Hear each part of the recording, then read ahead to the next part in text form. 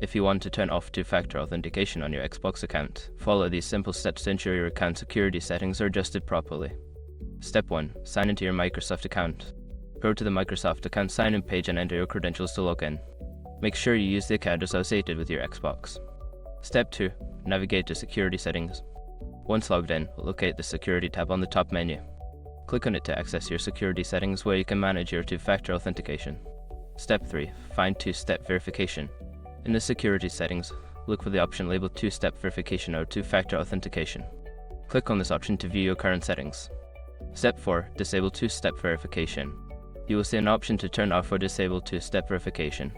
Click on this option and follow any prompts to confirm your choice. You may need to verify your identity through a code sent to your email or phone.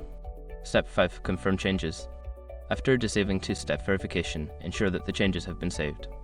You should receive a confirmation message indicating that two-step verification is now turned off. Now you can enjoy your Xbox experience without the added step of two-factor authentication. Always remember to keep your account secure in other ways, such as using a strong password.